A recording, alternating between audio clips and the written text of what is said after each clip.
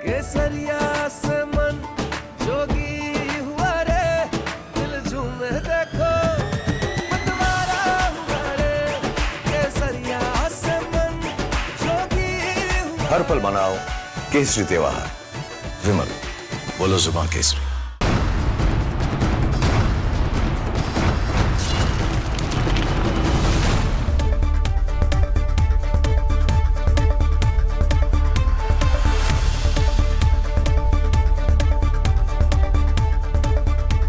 नमस्कार, बहुत स्वागत है आपका। आप देख रहे हैं प्रहार। आपके साथ मैं हूं सलोनी श्रीवास्तव अजमेरा। और प्रहार में सबसे पहले बात पाकिस्तान के उस दुख की जो खत्म होने का नाम ही नहीं लेता।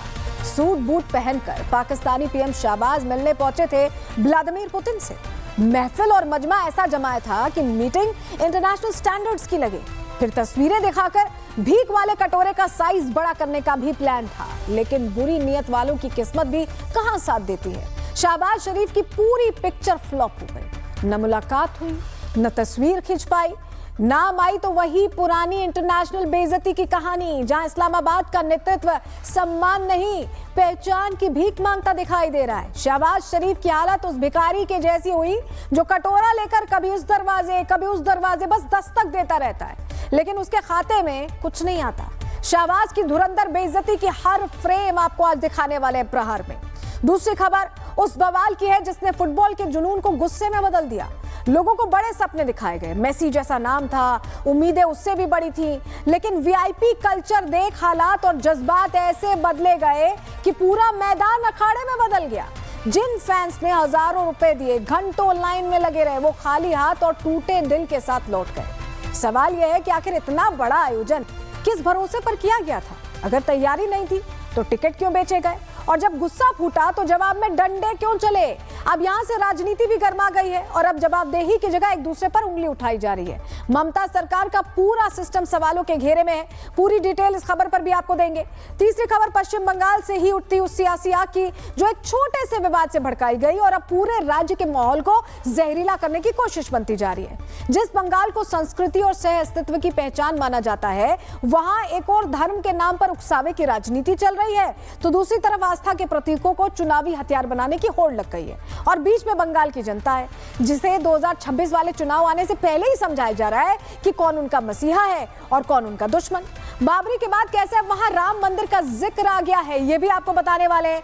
लेकिन सबसे पहले बात पाकिस्तान की इंटरनेशनल फजीहत की करेंगे। कैसे पाकिस्तान के मुखिया सिर्फ अपनी मौजूदगी दर्ज कराने के लिए भटकते नजर आए हैं। सबसे पहले वो तस्वीर आपको दिखाने जा रहे हैं प्रहार में।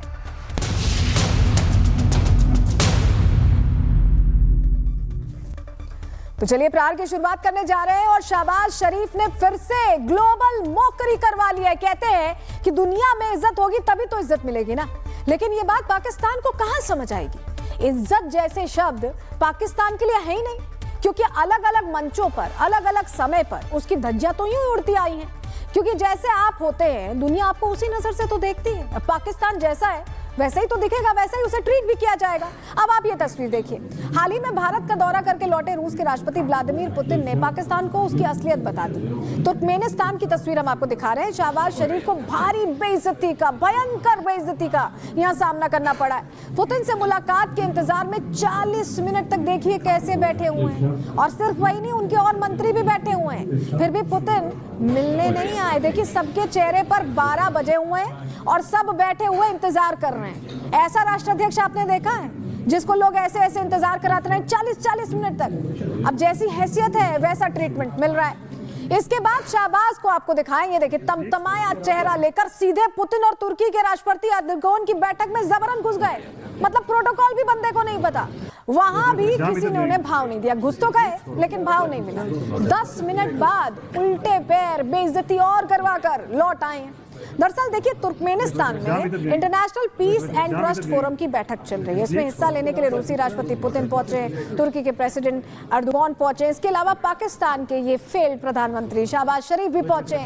जहां पाकिस्तान को उसकी हैसियत कैसे दिखाई गई है ग्लोबली, वो तस्वीर हम आपको दिखा रहे हैं। देखिए घुस गए मीटिंग में बिन बुलाए मेहमान की तरह। अब दो लोगों में क्लोज डोर मीटिंग चल रही है, उसमें आपका क्या काम था? आपकी वैसे ही कहीं कोई गिनती नहीं होती। रशिया से भी भीख मांगने गए होंगे, तुर्की से तो मांगते ही रहते हैं। भगा दिया गया। देखिए 10 मिनट में रफा दफा किया गया इन्हें। शाम तक जाएंगे।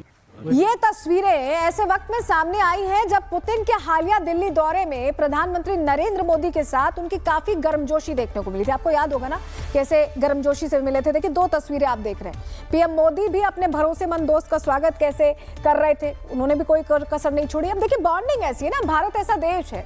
पुतिन की अगवानी के लिए पीएम मोदी प्रोटोकॉल तोड़कर गए थे स्वागत करने। दोनों एक कार में बैठे दिखे थे और इधर शाहबाज मीटिंग के दौरान अलग थलग दिखाई दिए, मानो उनका कोई वजूद ही ना हो। अब इन 2 तस्वीरों के जरिए आप देखिए फर्क तो दुनिया को दिखता है। बस अब इनको समझ में आ जाए शाहबाज शरीफ को, मुनीर को, कि कंपैरिजन ना करें, हमारी कॉपी बनने की कोशिश ना करें, क्योंकि कॉपी भी नहीं कर पा रहे हैं हमें ठीक से। उसके लिए भी तो अकल चाहिए ना, बिना अकल के नकल कहाँ होती है। नकल करने चले थे और ग्लोबली बेइज्जती करवा के लौटे हैं।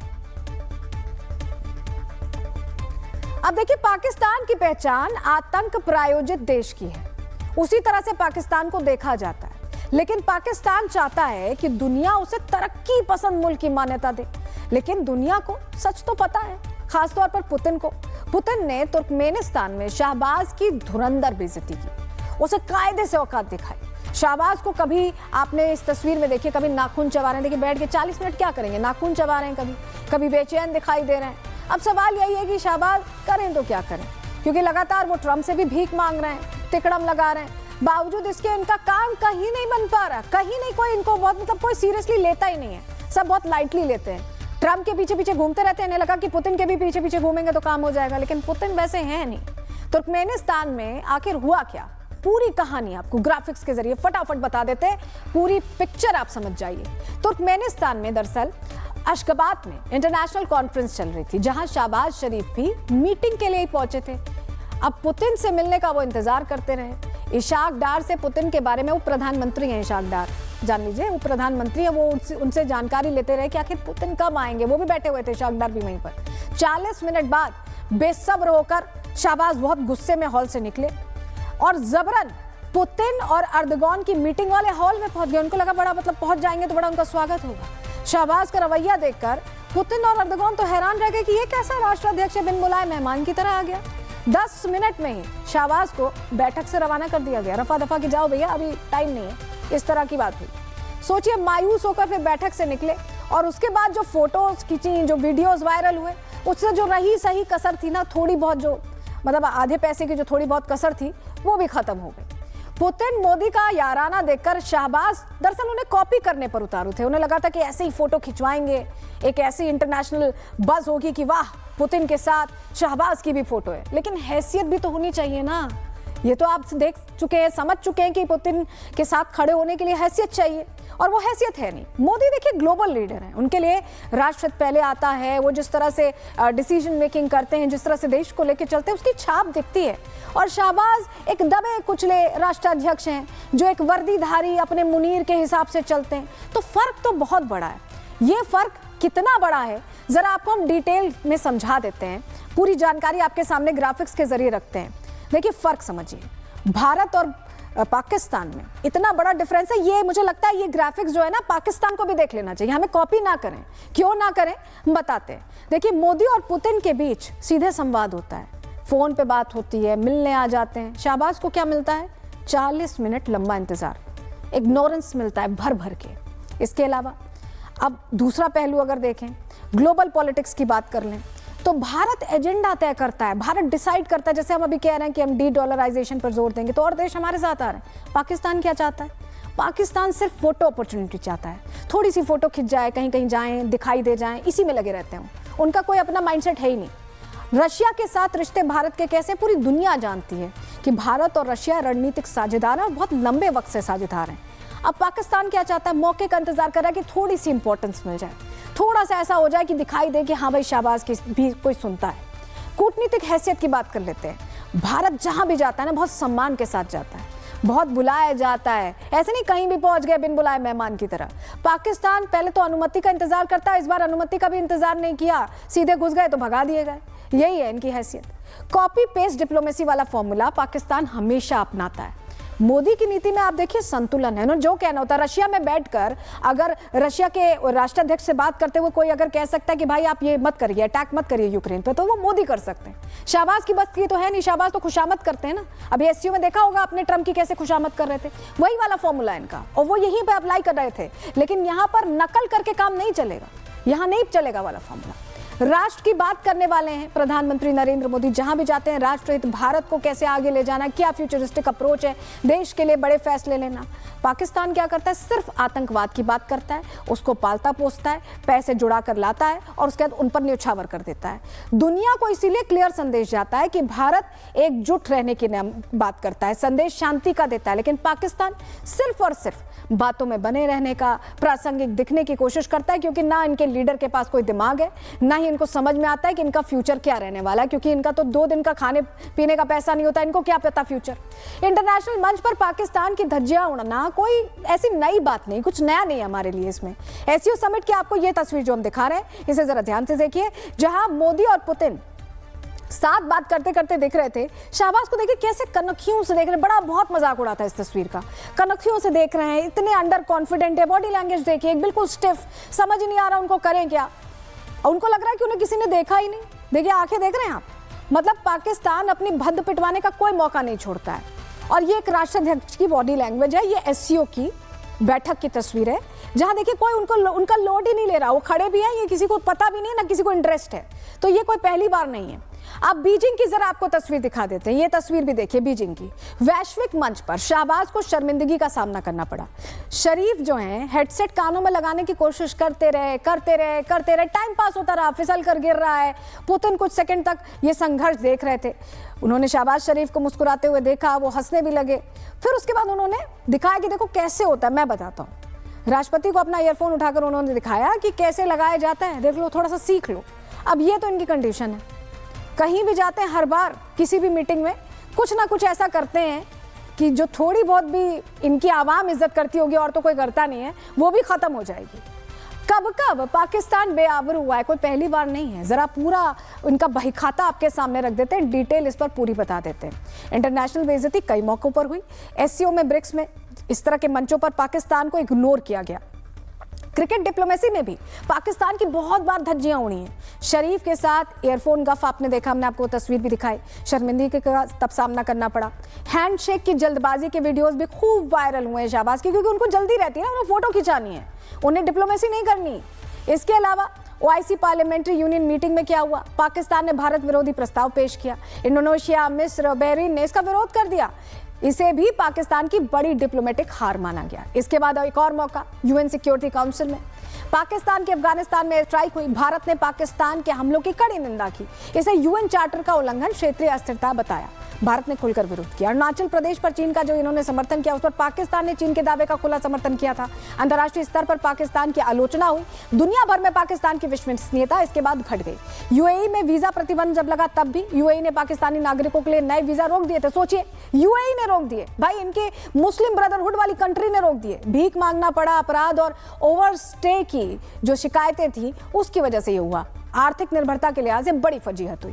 तो जब इनके मुस्लिम ब्रदरहुड वाले इन्हें सीरियस नहीं लेते, तो बाकी कौन लेगा।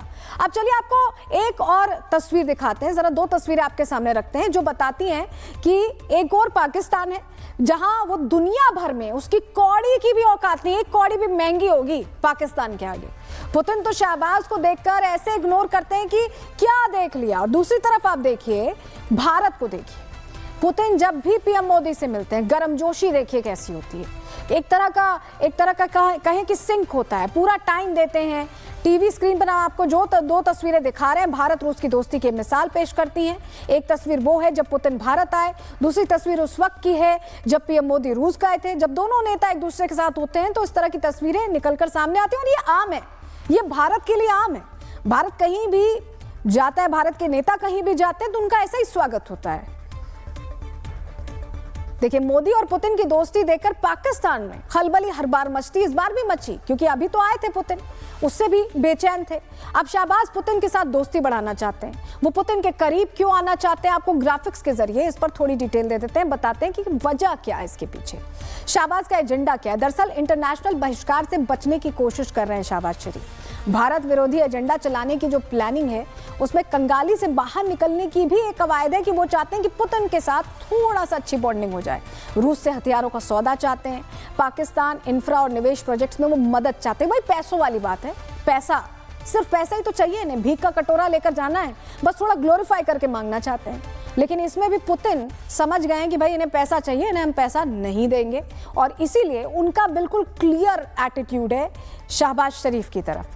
वहीं कंगाल पाकिस्तान की बेइज्जती की एक और खबर भी सामने आई है। आपको बताएं, आईएमएफ ने पाकिस्तान को भीख देते देते तंग आकर बड़ा फैसला ले लिया है। अब इस देश के अंदर तक घुसकर सफाई करने को आईएमएफ मजबूर हो गया है। इस संस्था ने शाहबाज मुनीर पर 11 शर्तों का हंटर चलाया है, जिसमें खास तौर पर उन लोगों को टारगेट किया जाएगा जो कंगाल देश के बड़े लोगों में गिने जाते हैं। इन लोगों की चोरी पकड़ने के लिए बैंकिंग सिस्टम में भी तगड़े बदलाव किए जाने वाले हैं और विभागों पर भी गाज गिरने वाली है। अब आईएमएफ को खुद ये करना पड़ रहा है।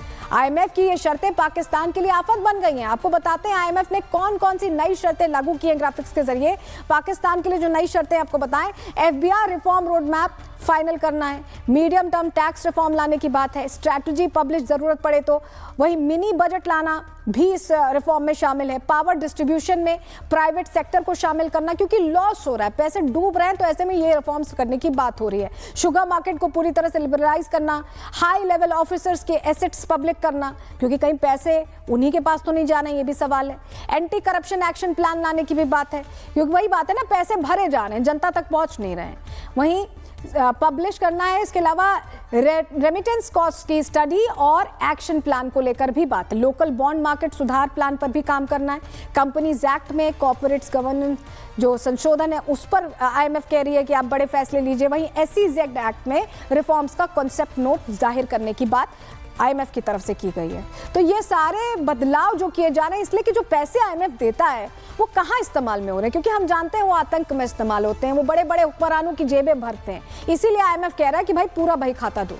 तो भाई दुनिया जान चुकी है कि पाकिस्तान एक आतंकी देश है, और यही वजह कि सुपर पावर्स इसे हर मंच पर इग्नोर करते हैं। आप भी देखिए पाकिस्तान की इंटरनेशनल बेइज्जती से जुड़ी ये डिटेल्ड रिपोर्ट।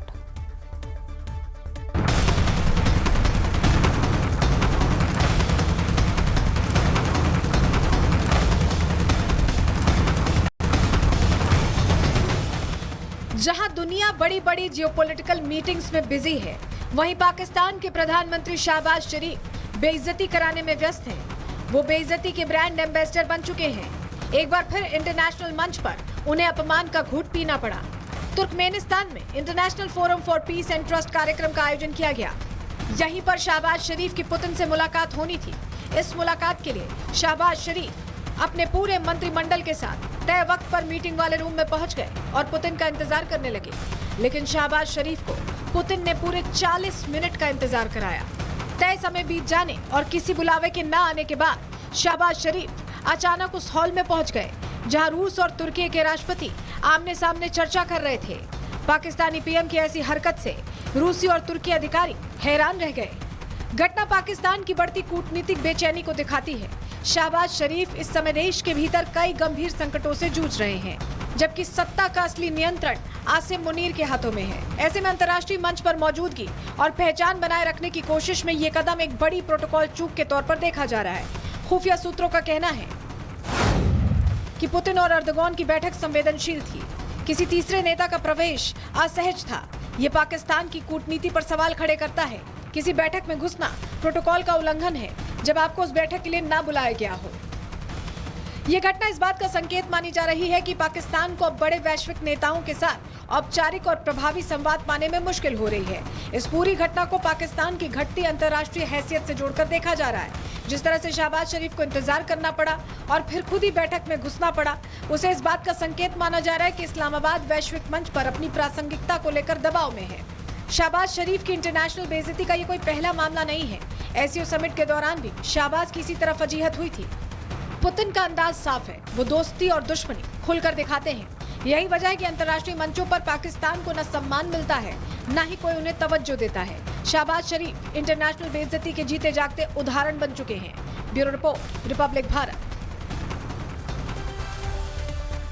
तो एक तरफ शहबाज शरीफ हर ग्लोबल मंच पर अपनी बेइज्जती करा रहे हैं, तो दूसरी तरफ पाकिस्तान में बैठा आसिम मुनीर एक नई साजिश का खाका खींच रहा है।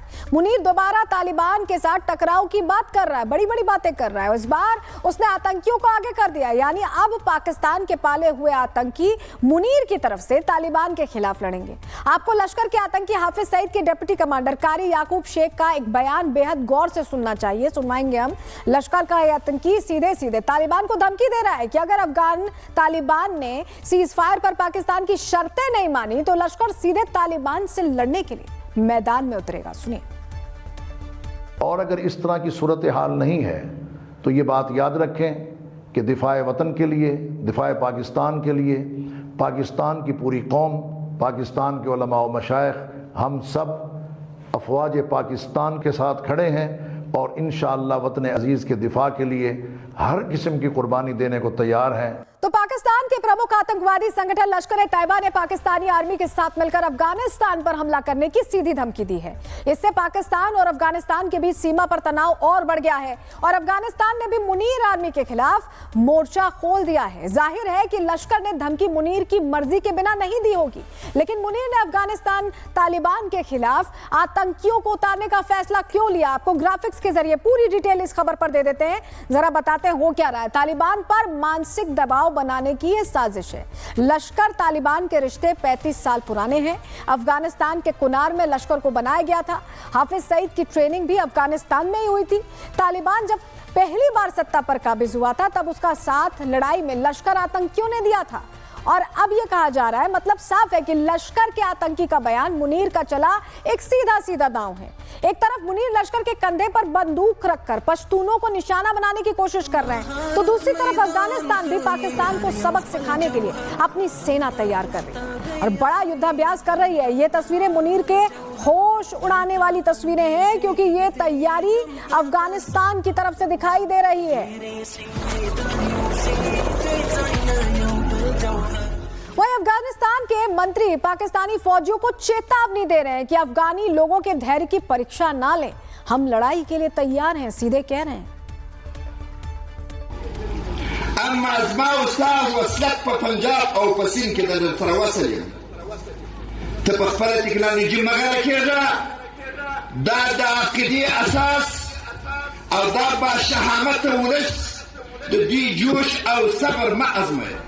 एक तरफ मुनीर फौज आतंकियों को ढाल बनाकर अपना काम निकलवा रही, दूसरी तरफ बच्चों को आतंक फैलाने के काम पर लगा रहे हैं। ये बच्चे कैसे कट्टरपंथ की बातें कर रहे हैं हम आपको सुनवाएंगे। आप ये तस्वीर देख रहे हैं और जरा सुनिए, गौर से सुनिएगा। और तू कहे कि पाकिस्तान का कायद चुप रहे, पाकिस्तान का कायद चुप नहीं रहेगा।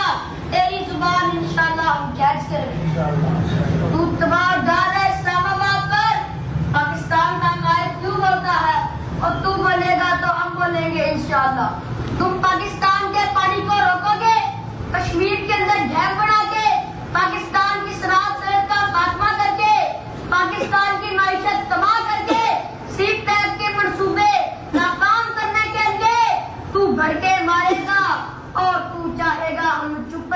देखिए कैसे छोटे छोटे बच्चों के मन में ये जहर डाल रहे हैं। छोटे बच्चे जिन्हें पढ़ना लिखना चाहिए उनके दिमाग में गंदगी भर रहे हैं। पाकिस्तानी सेना और आतंकियों के बीच कैसा गठजोड़ है, आप ये तस्वीरें देखकर समझिए। ये लश्कर का आतंकी सैफुल्लाह कसूरी है जो दक्षिण वजीरिस्तान में एक पाकिस्तानी सैनिक के सुपुर्द खाक पे पहुंचा और वहां फातिया पढ़ता नजर आया। ये तस्वीरें बार बार सामने आती है गवाही के तौर पर। छटेंगे यहाँ प्यार से हम लड़ेंगे तो हैदर की तलवार। मुनीर का मकसद है कि आतंकियों के साथ मिलकर दुनिया भर में दहशतगर्दी मचाई जा सके, तभी तो मुनीर ने तालिबान के खिलाफ लश्कर को मैदान में लाकर खड़ा कर दिया है। मुनीर की चाल है कि लश्कर तालिबान अफगान के दशकों पुराने रिश्ते में फूट डाले और इसे अपने फायदे के लिए भुनाए।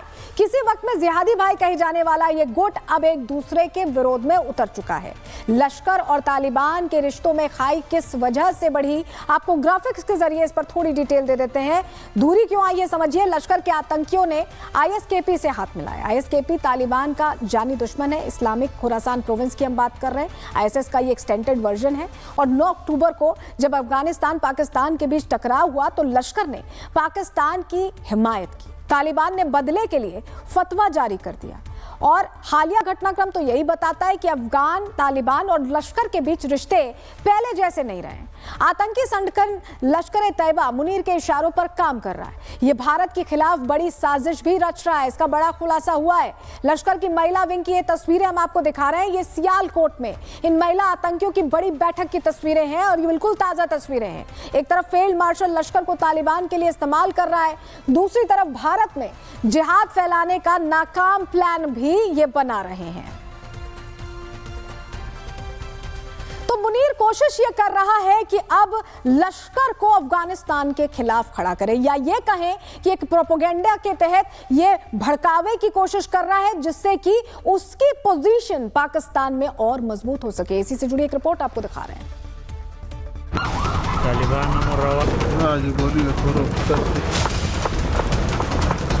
ये पाकिस्तान अफगानिस्तान बॉर्डर है जहां आए दिन गोलियों की तड़तड़ाहट सुनाई देती है, जहां मुनीर की फौज पर बारूद बरसते हैं। अफगानिस्तान के पश्तूनों ने मुनीर की हालत पतली कर रखी है, जो मुनीर सेना से अब संभल नहीं रही है। इसीलिए फील्ड मार्शल ने नया दांव चला है, क्योंकि अफगानी मुनीर को उसकी औकात दिखा चुके हैं। मुनीर लश्कर को तालिबान के खिलाफ कर रहा है। लश्कर आतंकियों से अपना काम निकलवा रहा है और तालिबान को खुली धमकी दिला रहा है। लश्कर ने कहा है, पाकिस्तान पर हमला बंद करो, अफगानिस्तान से पाकिस्तान पर हमला बंद करो, नहीं तो लश्कर पाकिस्तानी आर्मी के साथ जंग लड़ेगा। ऑपरेशन सिंदूर के बाद खोखला हो चुका ये देश आतंकियों के बल पर अफगानिस्तान को धमकी दे रहा है, जंग की चेतावनी दे रहा है। स्पिन बोल्डक इलाके में लगातार अटैक्स हो रहे हैं और कई मासूम नागरिकों की जानें जा चुकी हैं, जिसके बाद अब तालिबान कमांडर गुस्से में चीख पड़ा, पाकिस्तान की तबाही का ऐलान कर दिया। कमांडर ने मुनीर को चेतावनी देते हुए भविष्यवाणी कर दी है कि पाकिस्तान के टुकड़े टुकड़े कर दिए जाएंगे। शुक्रवार रात को अफगानिस्तान के स्पिन बोल्डक इलाके में फिर से पाकिस्तान की सेना ने अटैक कर दिया है, जिसकी वजह से जान माल का बहुत नुकसान हुआ है। इस अटैक की वजह से हुई तबाही का मंजर देखकर एक कमांडर चीख पड़ा और मुनीर को चेतावनी भेज दी है। कमांडर का ये धमकी भरा वीडियो देखकर आसिम मुनीर सिहर जाएगा। एक तरफ तालिबान मुनीर की कब्र खोदने की तैयारी कर रहा है, दूसरी तरफ लश्कर का आतंकी अफगानिस्तान को खुली धमकी दे रहा है। तो मुल्ला मुनीर अब टीटीपी, बलोचों और अफगानों के खिलाफ लड़ाई लश्कर तैयबा के साथ मिलकर लड़ेगा, क्योंकि डुरंड लाइन पर अफगानी बेहिसाब गोली दाग रहे हैं। मुनीर की फौज दुम दबाकर भाग रही है। ऐसे में लश्कर का साथ मुनीर को कितना फायदा पहुंचाएगा ये तो वक्त बताएगा, या फिर फील्ड मार्शल की तरह लश्कर के आतंकी भी बुरी तरह से पीटे जाएंगे। Bureau report, Republic Bharat. खैर, पाकिस्तान का जो होगा सो होगा। दुनिया जानती है कि उसने रात के अंधेरे में आतंकियों से जो गड्ढे खुदवाए, एक ना एक दिन वो उसी गड्ढे में गिरेगा और वहीं उसकी कब्र बन जाएगी। लेकिन हमें अपने देश की एक खबर पर ध्यान देना भी जरूरी है। यह खबर ममता दीदी के पश्चिम बंगाल से। आप सब लियोनेल मेसी को तो जानते ही होंगे, फुटबॉल के चमकते सितारे हैं, लेकिन उनके आने पर कोलकाता में ऐसा बवाल मच गया कि संभाले नहीं संभला। हम बात कर रहे हैं कोलकाता के सॉल्ट लेक स्टेडियम में मचे बवाल की। फुटबॉल स्टार मेसी को देखने के लिए उमड़ी भीड़ बेकाबू हो गई। वहां स्टेडियम में मेसी पहुंचे तो, लेकिन पलक झपकते ही वहां से निकल भी गए।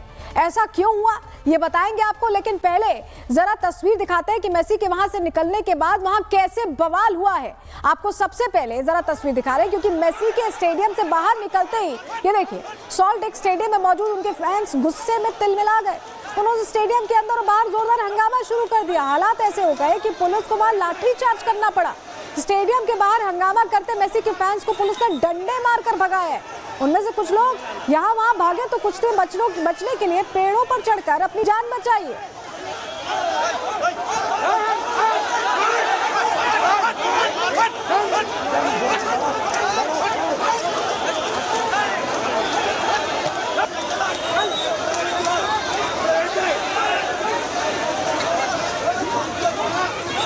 तस्वीर देख रहे हैं, ये प्रशंसक हैं जिनका आपा खत्म हो गया है। गुस्सा आ रहा है इन्हें। क्यों गुस्सा आ रहा है, पूरी जानकारी हम आपको देने जा रहे हैं। स्टेडियम के बाहर जो हंगामा आपने देखा वो स्टेडियम के अंदर भी हुआ। हंगामे के मुकाबले, बाहर वाले हंगामे के मुकाबले कुछ कम था। हालांकि अंदर तो महंगी महंगी टिकटें खरीद कर मेसी को देखने पहुंचे लोग गुस्से में आग बबूला हो। उन्होंने गुस्से में सॉल्ट लेक स्टेडियम की कुर्सियां तोड़ डाली। बवाल ऐसा कि उन लोगों ने स्टेडियम में लगी सफेद कुर्सियों को उखाड़ कर मैदान में फेंक दिया। इन कुर्सियों से पुलिस वालों पर हमले किए। देखिए कैसे तोड़फोड़ कर रहे गुस्से में प्रशंसक जो पहुंचे थे। आप देखिए सोफा वोफा सब इधर उधर कर दिया। जितना भी सीटिंग अरेंजमेंट था सब तोड़ फोड़ दिया।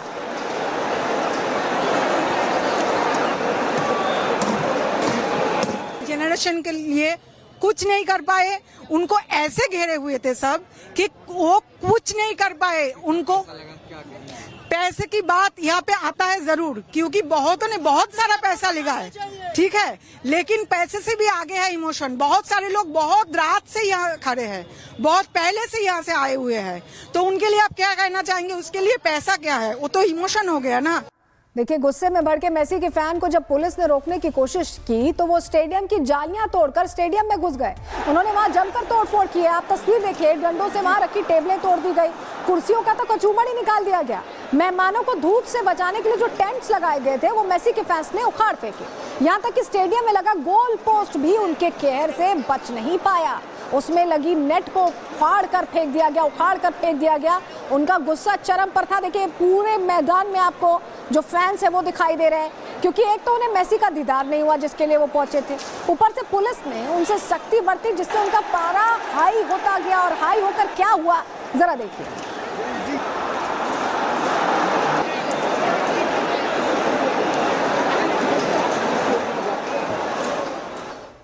और आपको पता है ये बवाल क्यों हुआ? हम बताते हैं आपको। असल में सॉल्ट लेक स्टेडियम में जो फुटबॉलर है, मेसी गोट फुटबॉलर, उनका कार्यक्रम था। उनके फैंस को महीनों से इस दिन का इंतजार था, बहुत लंबे वक्त से। मेसी आए और पल भर में ही स्टेडियम से निकल गए। उस पर भी जब वो स्टेडियम में घुसे, घूम तो वो चारों तरफ से रहे थे, मतलब वो घूमने की कोशिश कर रहे थे, लेकिन वो घिरे हुए थे। मतलब स्पॉट नहीं किया जा सकता था कि मेसी कहाँ है। उनके आसपास अधिकारियों का जमावड़ा था। आरोप है कि बंगाल सरकार के मंत्री और कई नेता उन्हें घेरे हुए थे। तस्वीर भी हम आपको यहाँ पर दिखा रहे हैं। कुछ लोगों ने तो खिंचवा ली, लेकिन जो फैंस देखने आए थे वो देख भी नहीं पाए मन भर के। इसी वजह से सॉल्ट लेक स्टेडियम में मौजूद मेसी के प्रशंसकों ने वहां जमकर बवाल काटा। एकदम घटिया इवेंट, 10 मिनट के लिए आया, सारे नेता मंत्री कॉर्पोरेट ऑफिसर सब उनको घेर लिए, कुछ नहीं देख पाए, ना एक किक आउट करवाया, ना एक पेनल्टी लिया, कुछ नहीं किया। शाहरुख खान को भी लाना का बोला था, कुछ नहीं लाया, 10 मिनट के लिए आया, चला गया, पूरा फ्रॉड करके चला गया। इतना लोगों का पैसा, इमोशन, टाइम सब बर्बाद, कुछ नहीं देख पाए, कुछ नहीं देख पाए। नहीं किया जा रहा है मेसी को, क्योंकि इतना भीड़ है उसके आसपास में। हम लोग सोचे थे कि एक बार बॉल टच करेगा या फिर कुछ फ्री किक भी होगा या फिर पेनल्टी भी शूट आउट होगा दोनों तरफ, कुछ नहीं, बस आया, देखा और चला गया। हम लोग स्पॉट ही नहीं कर पाए। अभी जब भी आप सुन रहे हैं कि कोलकाता की ये तस्वीरें भी आप देख रहे हैं, फैंस का गुस्सा देख रहे हैं, तो आपको मेसी के प्रशंसकों पर गुस्सा आ रहा होगा, आपको लग रहा होगा कि कितना बवाल काटा है। लेकिन आपको पता है वो लोग इतने क्यों गुस्से में, इतने भड़के हुए क्यों हैं, इतनी नाराजगी क्यों है? क्योंकि हजारों रुपए की टिकटें खरीदी थी उन्होंने सिर्फ मेसी को देखने के लिए। जो जानकारी हमारे पास पहुंची है रिपोर्ट के मुताबिक, ग्राफिक्स के जरिए आपको बताते हैं। कोलकाता के सॉल्ट लेक में मेसी के कार्यक्रमों के टिकट का शुरुआती प्राइस पता है कितना था? 3500 रुपए था। मतलब 3500 रुपए से सस्ती तो कोई टिकट ही नहीं थी अगर आप देखना चाहते हैं। और ये कहां तक गई? मोटा मोटा हिसाब कहता है कि लोगों ने सिर्फ मेसी के दीदार के लिए 50,000 रुपए तक की टिकटें खरीदी हैं। दूसरे और तीसरे स्टैंड में बैठने तक, मतलब शुरुआत में बैठने के लिए आपको पीछे की तरफ अगर बैठना है तो लोगों को 10 से 12,000 रुपए मिनिमम देने पड़े। और इसी तरह की टिकटें मुंबई और हैदराबाद में भी बिकी हैं, जहां अभी मेसी को जाना है। कोची में जो फुटबॉल मैच होना है उसकी वीवीआईपी टिकटों की बात करें तो 50 लाख तक बिकने का अनुमान है। 50 लाख समझ रहे हैं आप? अब जिसने 50,000, 12,000, 3,500 खर्च किए हैं उसे भीड़ दिखाई देगी, मेसी नहीं दिखाई देंगे तो नाराजगी तो होगी।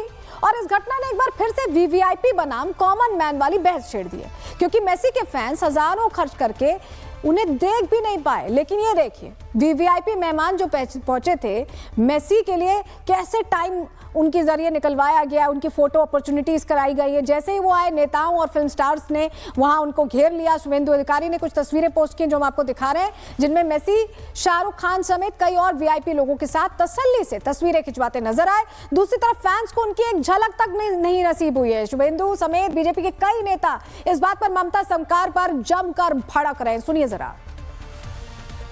ये देखिए, ये 16,000 रुपए हम लोग ने दिए हैं, 16,500 की टिकट। जाते ही पुलिस ने 3 रो रिजर्व कर लिया, 3 रो रिजर्व करके बैठा है वीआईपी लाउंज में। उसके बाद ये हैदराबाद से आया है, वो मैथ्स एग्जाम छोड़ के आया है अपना, कॉलेज एग्जाम छोड़ के आया है अपना, और मेसी को हम लोग देख भी नहीं पाए जिसके लिए छोड़ के आए थे। तो सुना आपने, कुछ ऐसे ही आरोप केंद्रीय मंत्री सुकांतु मजूमदार ने भी लगाए। उन्होंने इल्जाम लगाया कि टीएमसी की सरकार ने मेसी वाले इवेंट के नाम पर करोड़ों रुपए अपनी जेबों में भरने का काम किया है और मैनेजमेंट पर जरा भी ध्यान नहीं दिया गया है। इतना बड़ा एक इंटरनेशनल प्लेयर भारत के अलग अलग हिस्से में जा रहे हैं, कहीं पे कुछ नहीं हो रहा है।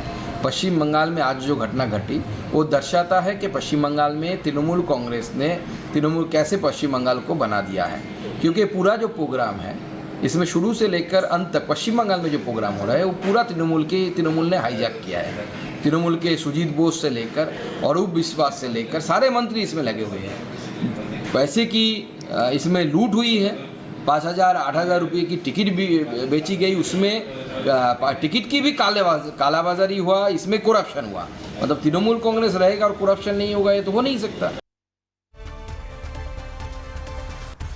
इस बीच आपको बताएं कि ममता बनर्जी ने जब इतना बवाल होते देखा तो माफी मांग ली। बस फर्क सिर्फ इतना है कि ममता बनर्जी ने इस मामले में माफी तो मांगी है, लेकिन यहां भी उनके जहन में पहले बंगाल की जनता नहीं थी। माफीनामा देखिए, उनको जो परेशानी हुई बंगाल की जनता को, वो उनके ख्याल में नहीं था। उनके ख्याल में मेसी ही थे।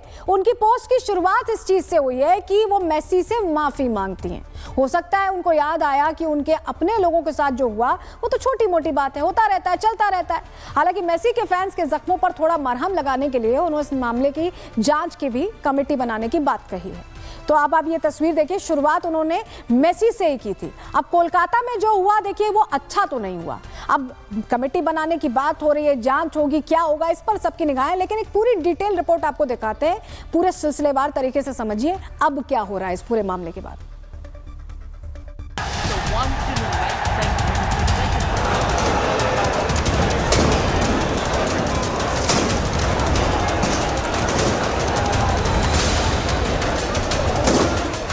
बंगाल के सॉल्ट लेक स्टेडियम में बवाल मच गया।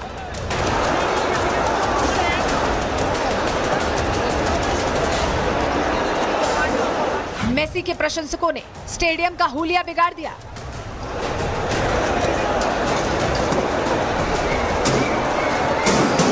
मेसी का दीदार नहीं हुआ तो काट दिया हंगामा।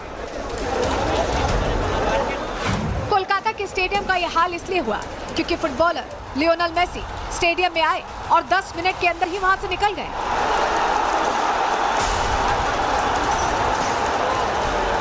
इसके बाद तो वहां ऐसा बवाल मचा कि संभाले नहीं संभला।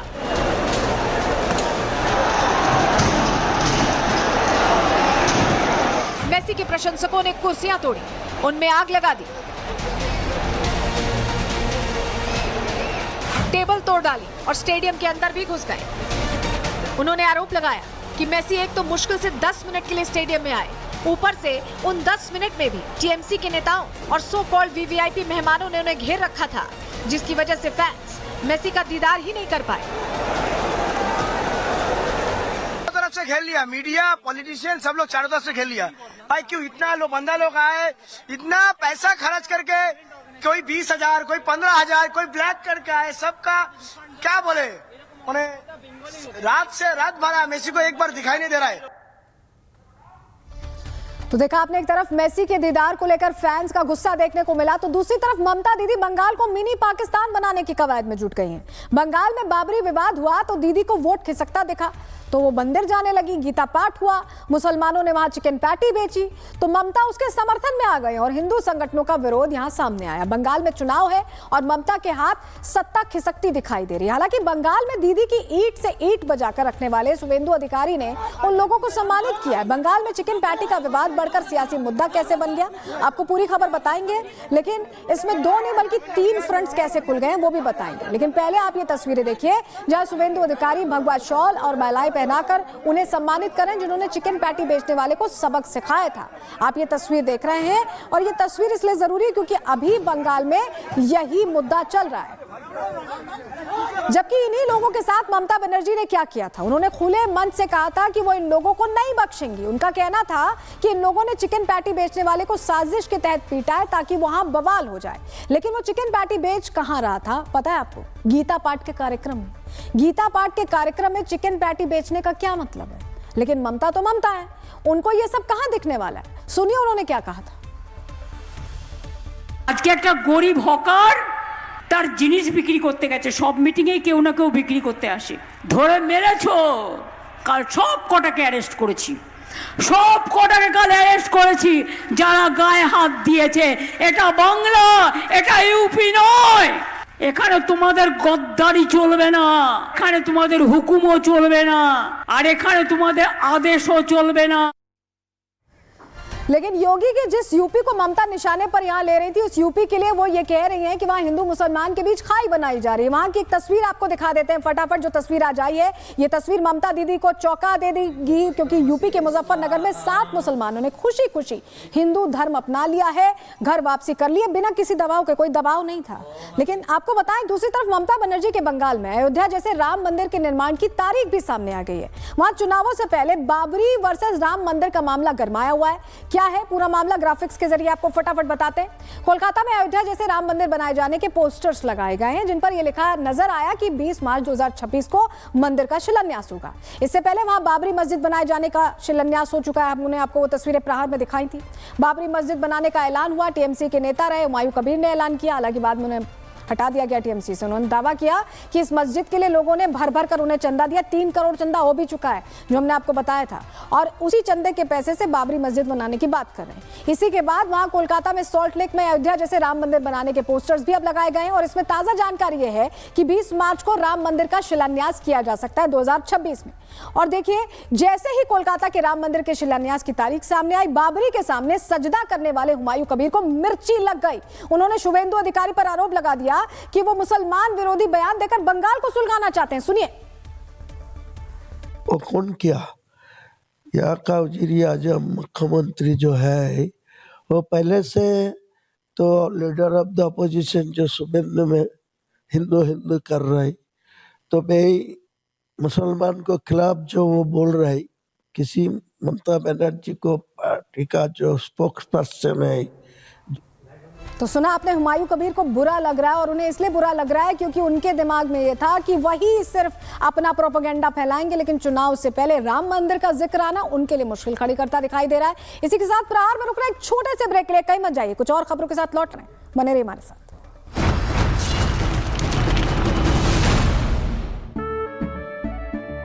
केसरिया से मन जोगी हुआ रे, दिल झूमे देखो मतवारा हुआ रे। केसरिया से मन जोगी हुआ। हर पल मनाओ केसरी त्योहार। विमल, बोलो जुबान केसरी।